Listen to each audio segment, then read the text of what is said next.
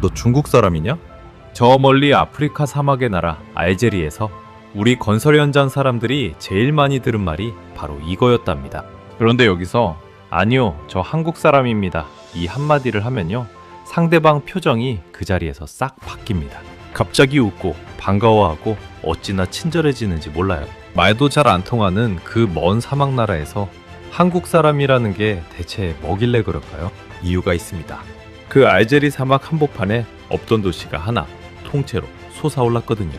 허허벌판이던 자리에 길이 뚫리고 전깃줄이 깔리고 반듯한 건물이 들어섰어요. 그런데 이 도시를 지은 게 알제리 사람도 옆나라 프랑스도 중국도 아니고 바로 우리 대한민국 건설사였습니다. 그것도 우리 분당 신도시보다 3배나 큰 도시를 말이죠. 혹시 이 이야기 보시는 분들 중에 사막에 무슨 도시를 통째로 지어? 하고 궁금해서 들어오신 분 계실 겁니다. 오늘 그 이야기를 처음부터 끝까지 다 풀어드릴게요. 어떻게 사막에 도시가 섰는지, 왜 다른 나라 회사들은 다 도망가고 한국만 남았는지, 그리고 왜 알제리 사람들이 한국이라는 두 글자에 그렇게 표정이 밝아지는지까지요. 자, 그럼 저랑 같이 저 뜨거운 사막의 나라로 한번 떠나보시겠습니다. 이야기는 2008년으로 거슬러 올라갑니다. 알제리 정부 사람들이 우리나라에 왔어요. 그런데 이 사람들이 어디 가느냐? 경기도 분당 신도시를 둘러봤습니다. 눈밭이었던 자리에 아파트가 쭉 서고 넓은 도로가 시원하게 뚫리고 상가에 공원까지 반듯하게 들어선 그 모습을 보고는 입을 다물지 못했다고 해요. 그런데 분당 한 군데만 딱 보고 간 게 아닙니다. 경기도 화성 동탄이며 고양 일산이며 우리나라 신도시란 신도시는 죄다 발품 팔아 둘러봤어요. 허허벌판이 반듯한 아파트 단지로 널찍한 도로로 공원으로 바뀐 걸 두 눈으로 확인하고 나서야 이거다, 이 사람들한테 맡기자 하고 우리 건설사를 콕 집은 겁니다. 값이 싸서 고른 게 아니에요. 직접 보고 반해서 고른 거예요. 그러고는 이렇게 말했답니다. 우리한테도 이거 똑같이 하나 만들어 주시오. 사막 한가운데다가 분당 같은 도시를 하나 지어달라는 겁니다. 여러분, 알제리가 왜 이런 부탁을 했는지 아십니까? 여기에는 이 나라의 오래된 고민이 하나 숨어 있어요. 알제리는 땅속에 석유하고 천연가스가 아주 많은 나라입니다. 그걸 캐서 외국에 팔아먹고 삽니다. 그런데 이게 문제예요. 기름값이 오르면 나라가 부자가 됐다가 기름값이 떨어지면 순식간에 살림이 쪼그라듭니다. 원자재를 그냥 캐서 파니까 남는 것도 별로 없고요. 쉽게 말하면요, 밭에서 캔 배추를 다듬지도 않고 그대로 넘기면 장사예요. 김치를 담가 팔면 훨씬 남을 텐데 말이죠. 그래서 알제리가 결심을 합니다. 이제 우리도 캐서 파는 것 말고 뭔가를 만들어 파는 나라가 되자. 그러려면 공장도 짓고 사람도 모여 살 새 도시가 필요했어요. 그 새 도시가 바로 사하라 사막 초입에 세운 부구주 신도시입니다. 알제 수도에서 남쪽으로 한 250km, 서울에서 대전 넘어가는 거리쯤 떨어진 사막 언저리예요. 그런데 이걸 짓겠다고 나선 게 우리 대우건설이었습니다. 규모가 어느 정도냐? 이 신도시 땅이 우리 분당 신도시의 3배 크기예요. 도로만 깐 게 130km가 넘습니다. 서울에서 대전까지 도로를 사막에다 새로 깐 셈이죠. 게다가 그냥 도시가 아니었어요. 전깃줄이며 수도관이며 통신선을 죄다 땅속에 묻는 알제리에서는 처음 시도하는 최첨단 방식으로 설계했습니다. 우리나라도 요즘에야 전봇대 없애고 선을 땅에 묻잖아요. 그걸 사막에다 처음부터 그렇게 지은 겁니다. 그러다 보니 이 도시는 겉모습만 한국식이 아니라 속까지 한국식이 됐어요. 설계도부터 우리 기술자들이 그렸고 공사에 쓰는 자재도 한국에서 가져다 쓴 게 많았거든요. 조감도를 딱 펼쳐놓고 보면 우리나라 어느 신도시 그림하고 그대로 빼닮았답니다. 저 멀리 아프리카 사막에 우리 분당의 쌍둥이 도시가 하나 서는 셈이죠. 알제리 정부는 이 도시에 얼마나 기대가 컸는지 미래의 나라의 행정 중심지로 키우겠다는 그림까지 그렸어요. 주택 8만 채를 지어서 35만 명이 살게 하겠다는 야심찬 계획이었습니다. 사막에 없던 도시가 그것도 한국 손으로 하나 만들어지기 시작한 거예요. 여기까지 들으면 참 좋은 이야기죠. 그런데 세상 일이 어디 계획대로만 됩니까? 이 도시가 완성되기까지 정말 기가 막힌 고생길이 기다리고 있었습니다. 여기서부터가 진짜 이야기입니다. 그런데 그 전에 이 부구주 현장이 대체 어떤 곳이었는지부터 말씀드려야겠어요. 수도 알제에서 이 현장까지 가려면 험한 아틀라스 산맥을 넘어 차로 3시간을 꼬박 달려야 했습니다. 그것도 그냥 달리는 게 아니에요. 중간중간 경찰이며 군인들이 검문을 하고 어떤 구간은 헌병들이 앞뒤로 호위를 붙여줘야 지나갈 수 있는 길이었어요. 그만큼 외지고 그만큼 위험한 곳이었다는 얘기죠. 그 사막 한복판 공사판에 사람이 얼마나 많았는지 아십니까? 한창 때는 한국 사람만 80명, 거기에 현지 알제리 사람과 다른 나라에서 온 기술자까지 다 합치면 1,700명이 넘게 북적였어요. 공사 장비만 300대가 넘게 돌아갔고요. 허허벌판이던 사막에 작은 도시 하나만큼의 사람이 모여서 밤낮으로 흙을 파고 콘크리트를 부은 겁니다. 자, 그렇게 한창 도시를 짓기 시작하고 얼마 안 있어 알제리 나라 살림에 큰 구멍이 나기 시작했어요. 이 나라는 기름 팔아서 먹고 사는데 그 무렵 국제 기름값이 뚝 떨어졌습니다. 나라 곳간이 텅 비어가는 거예요. 알제리가 가지고 있던 외화가 몇 년 사이에 절반으로 줄었다고 하니 그 살림이 얼마나 쭈그라들었겠습니까?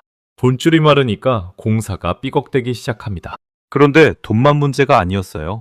알제리라는 나라가 일하는 방식이 우리하고 참 달랐습니다. 이 나라는 프랑스 식민지를 130년 넘게 겪었어요. 그러다 보니 프랑스식 관공서 문화가 아주 뿌리 깊게 박혀 있습니다. 대표적인 게 도장 문화예요. 우리는 요즘 손가락으로 휴대폰 몇 번 누르면 결제가 끝나잖아요. 그런데 여긴 서류마다 도장을 쾅쾅 찍어야 일이 넘어갑니다. 문제는 그 도장을 찍어줄 공무원이 책임지기를 싫어한다는 거예요. 도장 하나 잘못 찍었다가 나중에 자기가 뒤집었을까봐 아무도 선뜻 결제를 안 해줍니다. 그래서 인허가 서류 하나 받는데 몇 달이 걸리기 일쑤였어요. 우리 대사관에서 일하시던 분 말을 들어보니 이 나라는 실무자가 결정할 수 있는 게 거의 없답니다. 위에서 높은 사람이 정해줘야 아래가 움직이는 그런 구조라는 거예요. 거기다 알제리 정부가 말을 자꾸 바꿨습니다. 처음엔 건설사들한테 땅을 공짜로 주겠다고 약속을 해놓고는 나중에 슬그머니 그 약속을 거둬들였어요. 공사 내용도 이거 해라 저거 해라 수시로 바뀌었고요. 게다가 대통령이 바뀌면 앞정권이 벌여놓은 사업은 뒷전으로 밀리거나 아예 없던 일이 되기도 했습니다. 이러니 공사가 제대로 굴러가겠습니까? 같이 시작했던 우리 쪽 회사들도 힘들어서 나가 떨어졌어요. 대우건설과 함께 손잡았던 두 회사가 경영난으로 법정 관리에 들어가면서 그 몫을 대우건설이 고스란히 떠안게 됐습니다. 그러니까 짐이 자꾸 한쪽으로만 몰린 거예요. 그런데 여러분, 진짜 놀라운 건 지금부터입니다. 사정이 이 지경이 되니까 이 현장에 들어와 있던 다른 나라 건설사들이 하나둘 짐을 싸기 시작했어요. 이거 도저히 못 해먹겠다 하고 다들 손 털고 떠난 겁니다. 그 넓은 사막 공사판에 나중엔 외국 건설사가 딱 하나만 남았습니다. 바로 우리 대우건설이었어요. 다른 나라 회사들이 다 떠난 자리를 한국 사람들만 지키고 있었던 겁니다. 말이 쉽지 이게 보통 일이 아닙니다. 처음 3년이면 끝낼 줄 알았던 공사가 10년을 넘기고 15년 가까이 이어졌어요. 그 세월을 사막에서 버틴 거예요. 그리고 마침내 재작년 말에 이 부구줄 신도시가 최종 준공 승인을 받아냈습니다. 시작한 지 15년 만에 사막에 없던 도시가 진짜로 완성된 겁니다. 이야기가 하나 더 있어요. 대우건설이 알제리에서 지은 게 도시만이 아닙니다. 알제 수도 한복판을 가로지르는 엘라라시라는 하천이 있어요. 이게 예전엔 아주 지저분했답니다. 쓰레기가 둥둥 떠다니고 냄새나고 사람들이 근처에도 안 가려던 그런 하천이었어요. 이걸 우리 건설사가 정비 사업을 맡아서 싹 뜯어 고쳤습니다. 여기서 아주 재미난 장면이 하나 나와요. 이 하천 공사를 우리 대우건설하고 현지 회사가 구역을 나눠서 맡았습니다. 그런데 공사가 끝나고 나서 보니까 두 구역 사이에 경계석 하나를 딱 두고 풍경이 완전히 갈리더랍니다. 우리 건설사가 맡은 쪽은 반듯하고 깔끔한데 현지 회사가 맡은 쪽은 관리 상태가 확연히 달랐다는 거예요. 돌 하나를 사이에 두고 이쪽 저쪽이 그렇게 차이가 났답니다. 말로 100번 설명하는 것보다 그 경계석 하나가 우리 기술이 어떤지를 그냥 보여준 셈이죠. 그리고 무엇보다 그 더럽던 하천이 어떻게 바뀌었는지 아십니까? 물길을 정비하고 물가에 산책로랑 쉴 공간을 만들었더니 이제는 알제 시민들이 거기서 조깅을 하고 가족끼리 나와서 쉰다는 거예요. 심지어 물가 한쪽에는 우리나라 정자를 하나 세웠습니다. 사막의 나라 알제리에 한국식 정자가 떡하니 서 있는 거죠. 그 공사에 참여했던 우리 직원분이 이런 말을 했어요. 쓰레기 받치던 곳에서 사람들이 웃으며 쉬는 모습을 보니 이 일에 참여한 게 참 보람이 있더라고요. 도시 하나, 하천 하나. 우리가 사막에서 이렇게 15년을 버티며 남긴 겁니다. 도시 하나 지었다고 이야기가 끝이 아닙니다. 사막에 도시를 세우려면 뭐가 제일 먼저 필요하겠습니까? 바로 전기예요. 불이 들어와야 사람이 살죠. 그런데 이 전기 만드는 발전소도 우리 한국 회사가 지었습니다. 삼성물산이라는 회사가 알제리에서 발전소 공사를 따냈는데요. 이게 한두 개가 아니었어요. 알제리 정부가 발전소를 6군데 한꺼번에 발주했는데 그중 5군데를 우리 한국 건설사들이 나눠서 따냈습니다. 알제리 발전소 공사판에 한국 깃발만 쭉 꽂힌 겁니다. 그 중에서도 삼성물산 한 곳이 2개 연장을 통째로 단독 수주했는데 그 공사값만 우리 돈으로 1조 5천억 원, 달러로 치면 13억 달러가 넘었어요. 이 발전소들이 만들어내는 전기가 어느 정도냐? 숫자로 들으면 감이 잘 안 오시죠? 쉽게 말하면요. 웬만한 도시 하나가 통째로 쓰고도 남을 만큼의 전기를 만드는 발전소들입니다. 사막에 전기를 밝힌 게 우리 손이었던 거예요. 전기만이 아닙니다. 이번엔 자동차예요. 우리 현대차가 알제리에 공장을 세워서 현지에서 직접 차를 만들기 시작했습니다. 그러니까 알제리 사람들이 타는 차 중에 한국 차가, 그것도 그 나라 땅에서 만든 한국 차가 굴러다니게 된 거죠.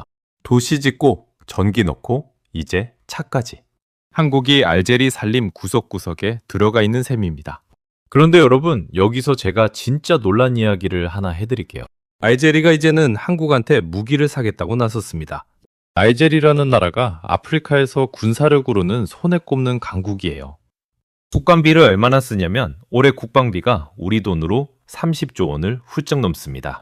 이집트나 모로코 같은 이웃 나라들을 다 제치고 아프리카에서 국방비를 제일 많이 쓰는 나라예요. 이런 나라가 그동안 주로 러시아 같은 데서 무기를 사왔는데 이제 그 무기 사는 나라를 바꿔보겠다며 한국 쪽으로 눈을 돌린 겁니다. 작년 가을에는 알제리군의 최고위급 장성이 직접 우리나라를 찾아왔어요. 우리 국방장관하고 마주 앉았는데 이게 두 나라 사이에 처음 열린 국방장관 회담이었습니다. 이 알제리 장성이 회담만 하고 간 게 아니라 우리 방산회사들 공장을 돌아다니면서 우리도 이런 무기 좀 같이 만듭시다 하고 먼저 손을 내밀었어요. 그리고 올해 여름 마침내 두 나라가 국방협력 약정을 맺었습니다. 단순히 무기를 사고 파는 걸 넘어서 한국의 기술을 알제리에 넘겨주고 알제리 땅에서 같이 무기를 만들자는 데까지 이야기가 간 거예요. 우리 자주 보며 전차 같은 무기들이 이제 아프리카 사막까지 뻗어나갈 길이 열린 겁니다. 한번 생각해 보세요. 예전엔 우리가 남의 나라 무기 얻어다 쓰던 나라였잖아요. 그런데 이제는 아프리카에서 제일 군사비를 많이 쓰는 나라가 우리한테 기술적 나눠달라 하고 찾아오는 시대가 됐습니다. 여기엔 이유가 하나 더 있어요. 아프리카에는 나라가 쉰곳이 넘는데 그 중에서 한국하고 특별한 동반자 관계를 맺은 나라가 딱 하나뿐입니다. 그게 바로 알제리예요. 아프리카에서 우리가 가장 깊이 손잡은 나라, 그게 이 사막의 나라라는 거죠. 자, 지금까지는 눈에 보이는 것들 이야기였어요. 도시, 발전소, 자동차, 무기. 그런데 제가 오늘 정말 하고 싶은 이야기는 지금부터입니다. 건물이야 돈 주고 지어달라 할 수 있죠. 그런데 사람 마음은 돈으로 못 삽니다. 바로 그 마음을 한국이 알제리에서 얻고 있어요. 알제리 젊은 사람들 사이에서 지금 한국 문화가 아주 난리가 났습니다. 특히 젊은 여성분들이요. 한국 드라마 보고 노래 듣고 한국 배우 좋아하고 현지에서는 이런 말까지 나온답니다. 요즘 알제리 젊은 여자 중에 한국 문화에 안 빠진 사람 찾기가 더 힘들다. 이게 얼마나 깊이 들어갔냐면요.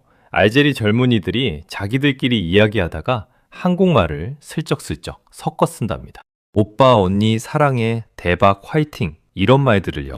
저 멀리 아프리카 사막의 나라 젊은이들이 프랑스어 쓰다가 갑자기 대박 이러는 거예요. 어떤 연구에서 그곳 한국문화 팬들한테 물어봤더니 열의 9이 한국말을 배우고 싶다고 답했다고 합니다. 재미난 이야기 하나 더 해드릴게요. 이 나라 부모 세대는 원래 이집트 드라마를 보고 자랐답니다. 그 다음 세대는 터키 드라마에 푹 빠졌었고요.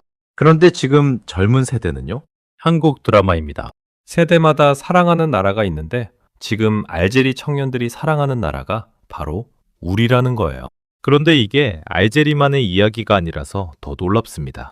저 아래 나이지리아에서는 이런 일까지 있었어요. 나이지리아 사람들이, 그것도 한국에 한 번도 안 와본 사람들이 순전히 한국말로만 연기하는 영화를 한 편 만들어버린 겁니다. 제목이 마이 선샤인이라는 작품인데요. 나이지리아의 유명한 감독하고 배우들이 모여서 만들었어요. 배경도 한국 학교, 대사도 한국말. 극 중에서 학생들이 아싸 어떻게 빨리 이런 우리 추임새를 그대로 쓰고 여주인공이 엄마를 부를 때도 마음이 아니라 엄마라고 부른답니다. 한국에 발 한 번 안 디뎌본 사람들이 드라마만 보고 한국말을 익혀서 이런 영화를 통째로 찍어낸 거예요. 얼마나 좋아하면 그러겠습니까? 그러다 보니 한국말을 아예 제대로 배우겠다는 사람도 늘었습니다. 알제리 수도에는 세종학당이라고 한국말과 한국 문화를 가르치는 곳이 있어요. 여기 술을식이 열리면 그 지역 대학 총장까지 와서 축하를 하고 학생들이 노래 공연을 하고 한국 음식을 만들어 나눠 먹는답니다. 사막의 나라에서 우리 아리랑이 울려 퍼지고 우리 김치가 상에 오르는 거예요. 이건 한 나라만의 이야기가 아닙니다. 지금 전 세계에서 한국말을 배우겠다는 사람이 어찌나 많은지 세종학당 배우는 사람이 작년에 23만 명을 넘어섰어요. 새로 세종학당을 열어달라는 신청이 얼마나 몰리는지 여러 곳이 경쟁을 붙어서 하나 여는 판입니다. 없어서 못 여는 거예요. 작년 연말에는 알제리에서 아예 큰 한류 축제가 열렸습니다. 한국 가수를 불러다 공연을 하는 K-팝 잔치였어요. 그 먼 사막의 나라에서 우리 노래에 맞춰 젊은이들이 때로 모여 소리를 지르고 춤을 춘 겁니다. 제가 왜 이 이야기를 이렇게 길게 하냐면요. 우리가 도시도 짓고 발전소도 세웠다고 했잖아요. 그건 다른 나라도 돈만 있으면 할 수 있는 일입니다. 그런데 그 나라 젊은이들이 우리 노래를 부르고 우리 드라마에 울고 웃고 우리말을 배우겠다고 줄 서는 것. 이건 돈 주고 되는 게 아니에요. 건물은 남이 대신 지어줄 수 있어도 마음은 절대 대신 못 삽니다. 그 마음을 한국이 얻고 있는 겁니다. 자, 이쯤 되면 궁금해지실 겁니다. 이게 알제리 한 나라만의 이야기일까요? 아닙니다. 알제리는 그저 시작일 뿐이에요. 아프리카 대륙 곳곳에서 지금 똑같은 일이 벌어지고 있습니다. 먼저 이집트로 가볼까요? 피라미드의 나라 이집트에도 한국 바람이 아주 거셉니다. 이 나라 최고 명문 대학에 한국어학과가 있는데요. 이게 아프리카랑 중동을 통틀어 정규대학에 처음 생긴 한국어학과였어요. 그런데 이 학과가 그 대학에서 제일 인기 있는 학과 중 하나랍니다. 상위 성적 학생들만 들어갈 수 있는데 왜 그렇게 몰리느냐? 졸업하면 취업이 아주 잘 되기 때문이에요. 한국 회사에 들어가거나 통역 번역 일을 하거나. 그래서 이 학과 학생들이 어깨에 힘이 잔뜩 들어가 있답니다. 이집트에서 제 마음을 제일 울린 이야기가 하나 있어요. 한국 드라마를 보다가 아예 치과 의사를 그만두고 한국어 통역사로 직업을 바꾼 사라라는 여성이 있습니다. 이 사람이 한국말 중에 제일 좋아하는 단어가 뭔지 아세요? 정이래요. 우리가 말하는 그정말입니다. 이 사람이 그러더래요. 아랍 사람한테도 이집트 사람한테도 그런 따뜻한 마음이 분명히 있는데 그걸 딱 부르는 단어가 우리말엔 없다. 그런데 한국말엔 정이라는 단어가 있더라. 그게 너무 특별하다. 우리가 하도 흔하게 써서 대수롭지 않게 여기는 그 정이라는 말이 저 먼 나라 사람 마음을 그렇게 흔든 겁니다. 이번엔 에티오피아입니다. 이 나라는 우리한테 아주 특별한 나라예요. 6.25 전쟁 때 우리가 가장 어려웠던 그 시절에 군대를 보내준 나라거든요. 장류부대라는 이름의 이 부대가 총 6천여 명이 이 먼 한국 땅까지 와서 우리 편에서 싸웠습니다. 그런데 이 부대가 얼마나 용맹했냐면 크고 작은 전투에서 단 한 번도 진 적이 없었다고 해요. 대신 그 대가로 122명이 끝내 고향에 돌아가지 못했습니다. 그 은혜를 우리가 잊지 않았어요. 지금 한국 의료진이 에티오피아에 가서 그 나라 의사들한테 어려운 심장 수술 기술을 하나하나 가르치고 있습니다. 예전엔 이 나라가 아이들 심장 수술을 자기 힘으로 못했어요. 그런데 한국 의료진이 몇 년을 오가며 손을 잡아 가르친 끝에 이제는 에티오피아 의사들이 자기들 손으로 그 수술을 해냅니다. 그 나라 참전용사 후손이 이런 말을 했답니다. 할아버지가 한국 도우러 갔을 땐 한국이 참 불쌍한 나라였는데 지금은 이렇게 훌륭한 나라가 됐다. 우리가 그때 도운 게 정말 잘한 일이었다. 피로 맺은 인연이 70년을 돌아 이렇게 이어지고 있는 거예요. 이 한류라는 게 알제리와 이집트를 넘어 아프리카 대륙 전체로 퍼지고 있다는 것도 보여드릴게요. 아프리카 대륙에서 K-팝을 제일 많이 듣는 나라가 어디인 줄 아십니까? 놀랍게도 저 아래 남아프리카 공화국입니다. 그 다음이 케냐, 나이지리아 순서예요. 한 조사를 보니 이 지역에서 케이팝 인기가 1년 사이에 크게 뛰었는데 거의 2배로 불어났다고 합니다. 사하라 사막 이남, 우리하고는 정말 멀고 먼 그 땅에서 우리 노래가 이렇게 울려 퍼지고 있는 겁니다. 케냐며 나이지리아 같은 데서는 젊은이들이 한자리에 모여서 케이팝에 맞춰 다 같이 춤추고 노래하는 잔치까지 열립니다. 자기들끼리 모임을 만들고 공연을 하고 한국 문화를 나누는 거예요. 도시를 지어주고 발전소를 세워준 건 우리 기업의 힘이지만 이렇게 저번 아프리카 젊은이들이 우리 노래를 부르고 우리말을 배우는 건 돈으로는 절대 살 수 없는 마음입니다. 알제리에서 시작된 그 마음이 지금 아프리카 대륙 곳곳으로 번지고 있는 거죠. 도시를 지어준 알제리, 마음을 준 이집트, 피로 맺어진 에티오피아. 아프리카 대륙 곳곳에서 한국이라는 두 글자가 이렇게 새겨지고 있습니다. 자, 이제 처음 이야기로 돌아가 볼까요? 제가 맨 앞에서 뭐라고 했죠? 알제리 사막 현장에서 우리 사람들이 제일 많이 들은 말이 너 중국 사람이냐? 였다고 했잖아요. 그런데 아니요, 한국 사람입니다 하면 그 자리에서 표정이 확 바뀐다고요. 이제 왜 그런지 아시겠죠? 사막에 도시를 지어주고 전기를 넣어주고 덜었던 하천을 시민들 쉼터로 바꿔주고 다른 회사들이 다 떠난 자리를 15년이나 지켜준 게 한국 사람들이었으니까요. 거기다 그 나라 젊은이들은 우리 노래를 부르고 우리 드라마를 보며 자랐고요. 그러니 한국 사람이라는 말이 그곳에선 그냥 국적이 아니라 믿을 만한 사람이라는 뜻이 된 겁니다. 인터넷에 알제리 사람들이 모이는 곳을 보면 이런 글이 올라옵니다. 요즘 한국 사회를 보면 정말 존경스럽다. 우리가 배울 게 많다. 현지에서 우리 취재진을 만난 사람들도 그랬대요. 처음엔 중국인이냐 묻다가 한국인이라니까 그렇게 반가워하며 친절하게 대하더라고요. 우리가 사막에 남긴 건 도시 하나가 아니었습니다. 그 뜨거운 모래바람 속에서 도망가지 않고 끝까지 남아 약속을 지킨 사람들. 그 사람들이 남긴 이름 두 글자. 바로 한국입니다. 우리는 그렇게 해왔고 또 그렇게 해나갈 겁니다. 오늘 이야기는 여기까지입니다. 오늘 이야기가 마음에 남으셨다면 구독, 좋아요, 그리고 대한민국 화이팅이라고 댓글 하나만 남겨주세요. 감사합니다.